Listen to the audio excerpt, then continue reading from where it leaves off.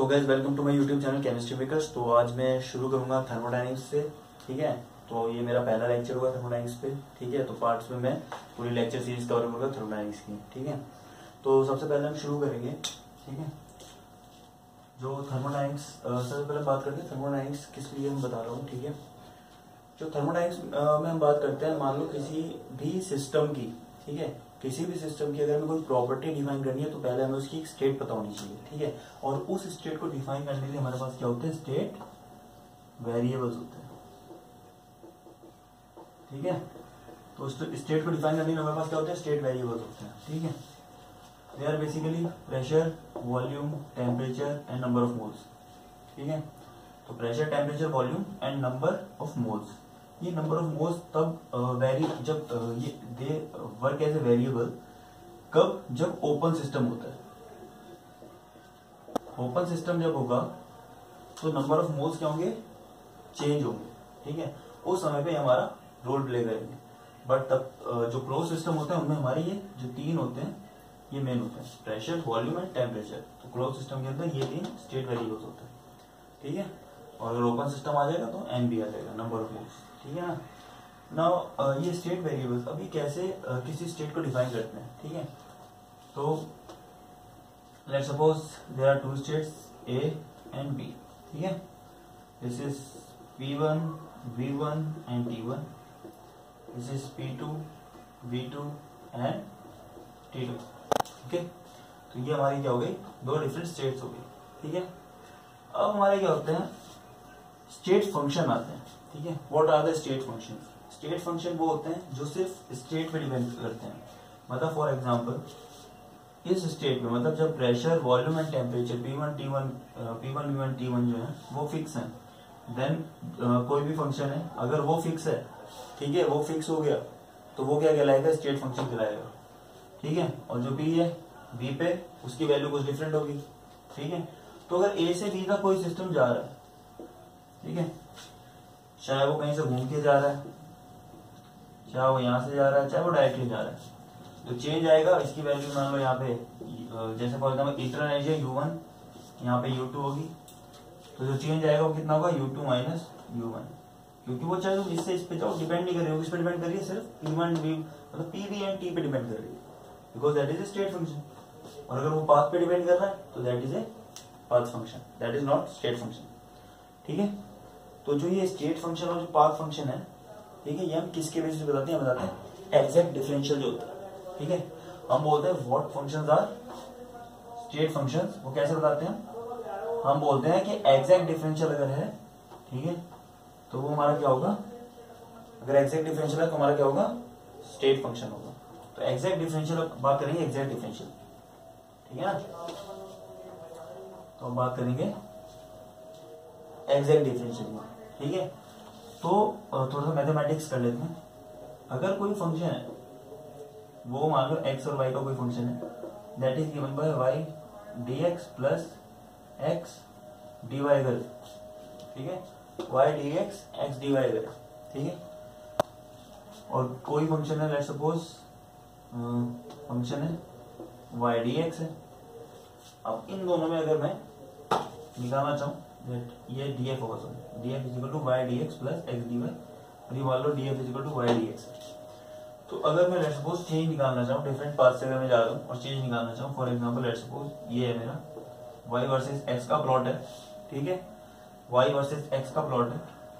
अब इसमें let's suppose मैं, ये एक स्टेट है और ये एक स्टेट है, यानी इसके लिए x की कुछ वैल्यू है, y की कुछ वैल्यू है, इसके लिए x की कुछ वैल्यू है और y की कुछ वैल्यू है, तो दो डिफरेंट स्टेट्स हो गई।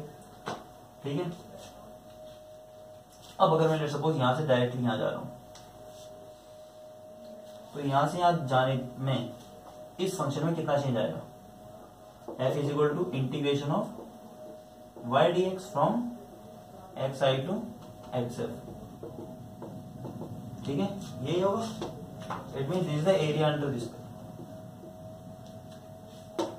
Not this, this is area under this line और व्हाट। ठीक है, नोट कर लो इसे।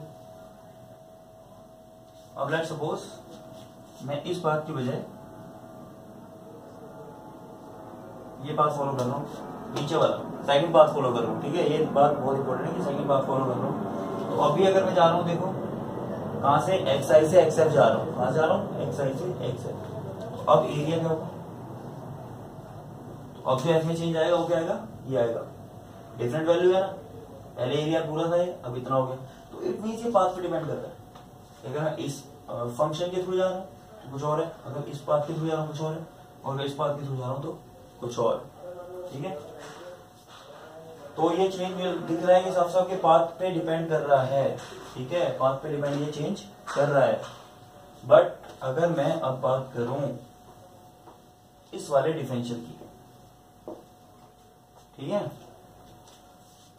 तो इसका जब इंटीग्रेशन करूंगा तो y, sorry, integration of y dx y I to y f plus x I to x f x dy। अब ये y वर्सेस x का क्या है, प्लॉट है, ठीक है, y वर्सेस x का प्लॉट है। और इस पे अगर मैं बात करूंगा कि मैं को a से b तक गया, इस पाथ के थ्रू गया, तो अब देखो जरा, ये बहुत इंटरेस्टिंग है। एक्स आई क्या है, ये है, वाई आई क्या है, ये, एक्स एफ क्या है, ये, और वाई एफ क्या है, ये। तो जो ये इंटीग्रेशन होगा, ये एक्स पे मूव करा रहा हूं, देखो डी एक्स है, सॉरी तो मैंने लिमिट थोड़ी गलत लिख दी है, X I to X F होगी और ये Y I to Y F होगी। हाँ, तो अगर इस पे मूव करा रहा हूं, ठीक है, तो क्या होगा, एरिया, तो इसका इंटीग्रल क्या है, या एरिया है, इसका इंटीग्रल क्या आएगा, ये इंटीग्रल की वैल्यू आएगी, ये आएगी जब वाई आई से वाई जाएंगे और इसमें लाइन के अंदर का, तो पूरा पूरा एरिया कवर हो गया ना। चलो, तो ये तो हो गया जब मैंने ये वाला लिया था। अब लेट सपोज मैं वो ना लेके दूसरा पाथ ले लेता हूं, इस तरह का ले लिया। अब भी आप देखो एक्स आई से एक्स एफ जाओगे तो क्या होगा, area under this curve, Y I से वाई एफ जाओगे तो क्या होगा, एरिया अंडर दिस कर्व। तो ओवरऑल आपको दिख रहा है मैंने पाथ भी चेंज कर दिया, तो भी क्या होगा, मेरी वैल्यू नहीं चेंज होगी। तो change in F will remain same, चाहे मैं किसी भी पाथ से जाऊंगा। This is called the exact differential. Net CSR net में क्वेश्चन आया था, ये फंक्शन ऐसे पूछा होता था कि भाई कौन सा इसमें से एग्जैक्ट डिफरेंशियल है, तो उसमें बताना था कि ये है, ठीक है। अगर स्टेट फंक्शन जो पूछे तो दिस इज स्टेट फंक्शन, अगर हम थर्मोडायनेमिक्स की बात कर रहे हैं, ठीक है, थर्मोडायनेमिक्स की बात कर रहे हैं तो this is a state function, ठीक है। तो ये इंपॉर्टेंट चीज है, ठीक है ना, ये इंपॉर्टेंट पॉइंट हो गया। तो अब हम बात करेंगे कि स्टेट वेरिएबल्स की हमने बात कर ली, स्टेट वेरिएबल बता दिया मैंने, प्रेशर वॉल्यूम टेम्परेचर हो गए हमारे, ठीक है, ये स्टेट वेरिएबल्स हो गए। और ये मैंने बता दिया कि हमारा कैसे कौन सा एग्जैक्ट डिफरेंशियल होता है और कौन नहीं होता, ठीक है। तो अब हम चलेंगे थोड़ा सा किसकी तरफ, कि हमारा जो है वर्क क्या, इससे पहले बता दूं कि एग्जैक्ट डिफरेंशियल के लिए यूलर थ्योरम भी होती है, जो सबसे पहले माइंड में सबसे पहले आती है बेसिक, तो यूलर थ्योरम, इसका यूज भी बताऊंगा कहाँ पे होता है। यूलर थ्योरम जो होती है, तो जो यूलर थ्योरम होती है उसका यूज कहाँ पे होता है बताऊंगा, और उसके साथ साथ होती क्या है। अगर कोई फंक्शन है लेट्स सपोज एक्स वाई का, तो जिसका डिफरेंशियल क्या होगा फिर तुम्हारा,